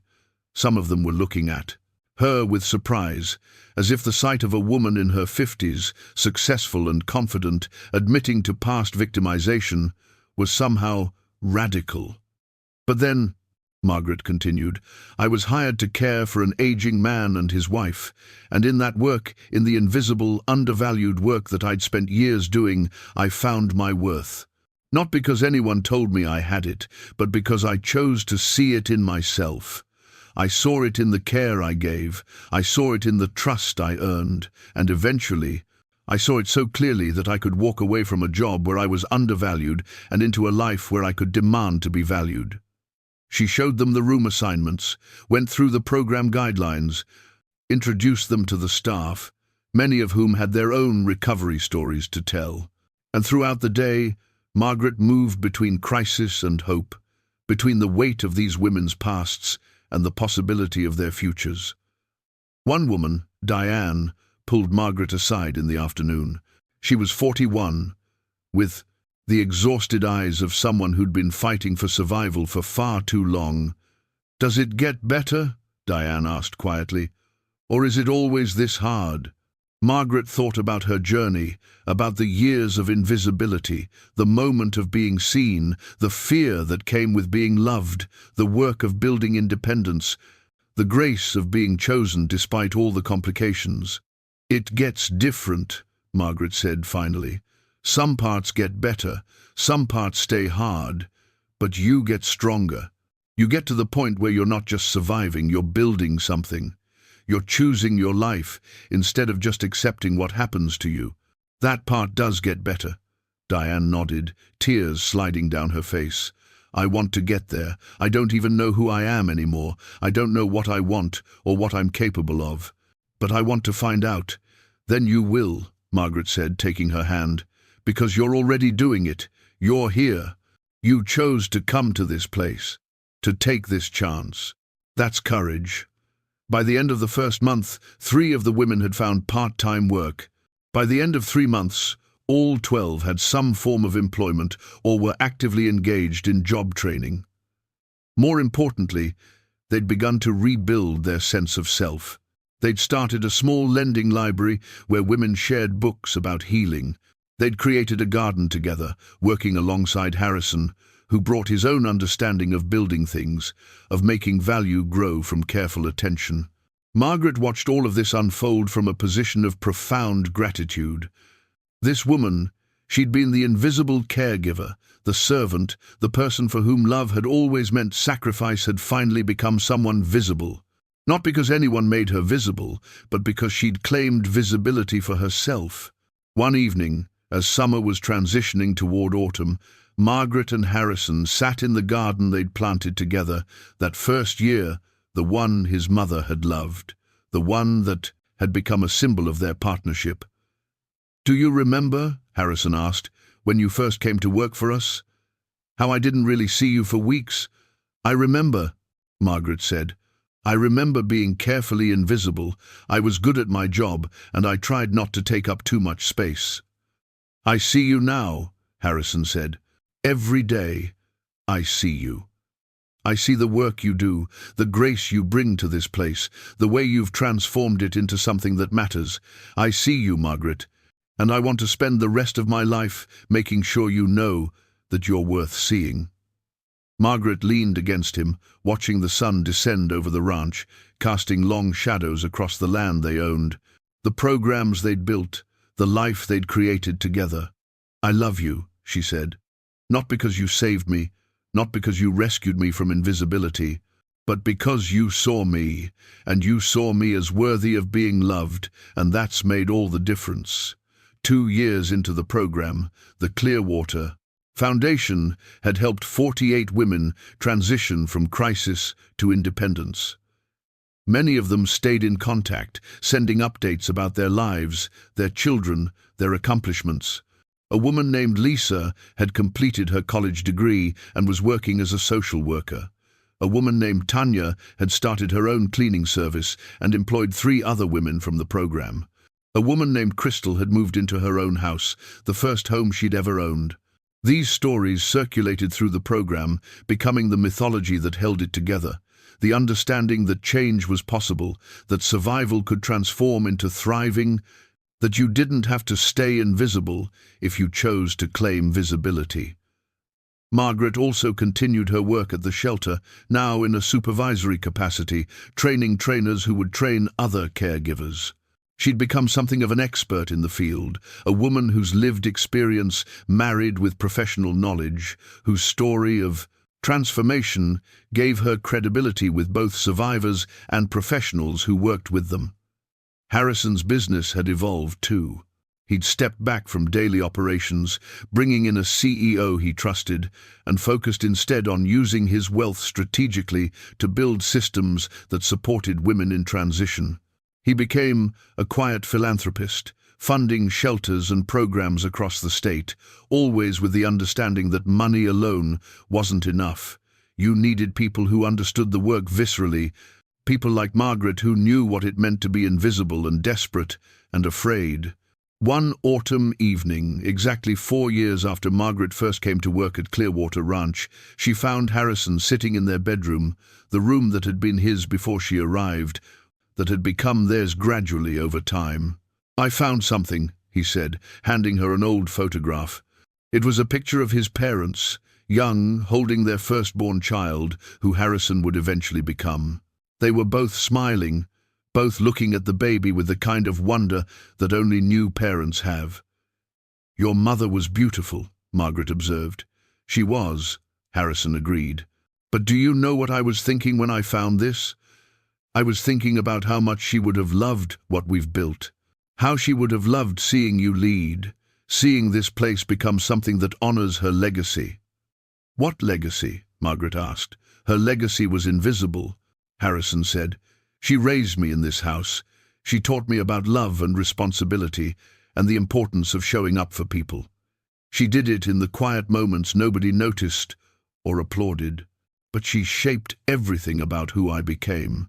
And now, you're doing the same thing for dozens of women, shaping their understanding of who they can be, what they're capable of, how much they're worth." Margaret felt tears forming, the kind of tears that come with profound gratitude and the recognition of how far she'd traveled from where she'd started. "I never imagined," she said quietly, "when I came here as a housekeeper, that I would end up here, in this life, with you, building something that actually matters. I thought I would work until my body gave out and that would be my life. I thought invisibility was the price of survival. And now," Harrison prompted, "now I know that visibility is worth fighting for," Margaret said, "that the work we do matters, that we matter, that I matter." Harrison pulled her close, and they sat together in the room that had witnessed so much of their transformation. The room where they'd first kissed, where they'd made love for the first time as a committed couple, where they'd held each other through grief and loss and the weight of building something that served others. As the seasons turned, as fall became winter and the ranch settled into its quiet dormancy before spring would awaken it again, Margaret reflected on the journey that had brought her here. From invisibility to visibility. From serving others without hope to serving others as a choice. From believing she wasn't worthy of love to building a life with a man who saw her so clearly that invisibility was no longer possible. This, she understood, was the real destiny, not being discovered, but discovering herself. Not being saved, but learning to save herself. Not becoming someone else, but finally, fully becoming herself in the presence of someone who valued exactly who she was. The millionaire rancher had discovered the widow caring for his family, but what had changed his destiny wasn't his discovery of her, but her discovery of herself. And together they'd built something that would ripple outward for generations, a legacy of women who learned that they were worth seeing, worth valuing, worth choosing. And for Margaret, that was everything. Up next, you've got 2 more standout stories right on your screen. If this one hit the mark, you won't want to pass these up. Just click and check them out. And don't forget to like, subscribe, and turn on the notification bell so you don't miss any upload from us.